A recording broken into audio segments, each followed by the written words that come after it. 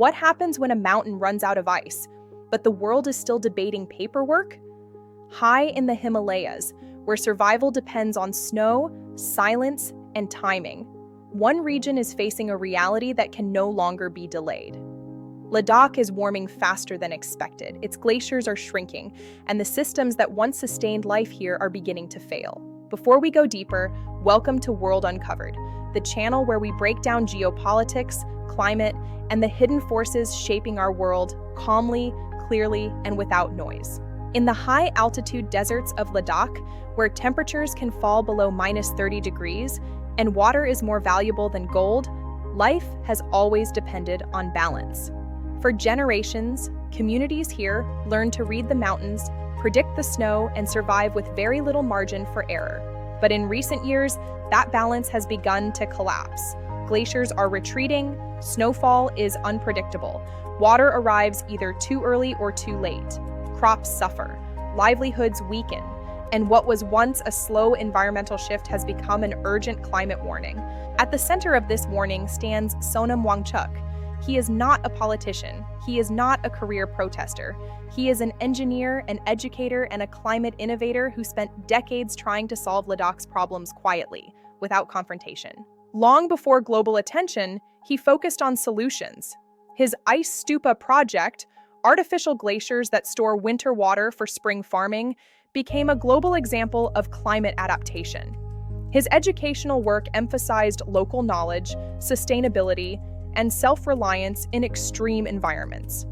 For years, his philosophy was simple: innovate locally, empower communities, and avoid political conflict. But climate change does not stay local. As Ladakh's environmental stress increased, so did concerns about land use, infrastructure pressure, tourism growth, and long-term ecological protection. This region is not just remote terrain. It is a climate-sensitive zone, a water source for millions downstream, and a high-altitude ecosystem where even small disruptions create massive consequences. When glaciers disappear here, the impact is not theoretical, it is immediate. This is where Wangchuk's role changed, not because he wanted attention, but because adaptation without protection reaches a limit. Innovation alone cannot survive if the ecosystem itself is pushed beyond recovery. Ladakh's glaciers are melting faster than global averages. Scientific studies confirm that Himalayan ice loss threatens long-term water security far beyond the mountains. What happens here today affects rivers, agriculture, and populations tomorrow. As Wangchuk's appeals became more urgent, his methods remained peaceful. Silent fasts, public statements, climate-focused messaging, no calls for violence, no political slogans, just pressure through visibility. That visibility changed everything. Climate activism often struggles to hold public attention, but Ladakh's story, ice, water, altitude, and survival resonated far beyond the region. Students, environmentalists, and observers across India began to listen, not because of ideology, but because the science was undeniable. Yet climate urgency often collides with administrative reality. Environmental warnings challenge long-term planning, infrastructure priorities, and governance timelines. Responses slow, reviews begin, committees form, time stretches, glaciers do not. Reports emerged of restrictions, detentions, and limitations placed on protest activity.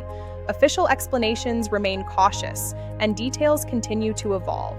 But the deeper issue remains unchanged: how systems respond when climate urgency demands speed. This tension is not unique to India. Across the world, climate advocates face resistance not because they are wrong, but because meaningful solutions require structural change. Environmental crises do not fit neatly into election cycles. They demand long-term thinking from systems designed for short-term stability. What makes Sonam Wangchuk's case different is what he represents. He is not asking for abstract targets or distant promises. He speaks from lived reality, where water scarcity is daily experience, not a projection, where adaptation is survival, not policy language. This shifts the conversation. The real question is no longer about one protest or one individual. It is about whether climate vulnerability is treated as a central national concern or a secondary issue to be managed later, because climate change does not wait. Looking ahead, several paths remain open. Dialogue could deepen, leading to region-specific environmental protections and faster climate adaptation. Ladakh could become a model for sustainable high-altitude governance, or delays could continue, pushing climate solutions into crisis management rather than prevention. What happens next matters far beyond Ladakh. It signals how seriously climate warnings are taken when they challenge existing systems. It shows whether innovation is supported by protection or left to struggle alone. Sonam Wangchuk's story is not about confrontation. It is about time. How much time fragile ecosystems have left, how long warnings can be delayed, and how quickly action can follow truth. Because glaciers do not respond to statements or silence. They respond only to temperature, protection, and action. And that is the question India and the world is still answering. If you want more calm, deeply researched stories on climate, geopolitics, and the forces shaping our future, subscribe to World Uncovered. Because the biggest shifts often happen quietly, long before the headlines catch up.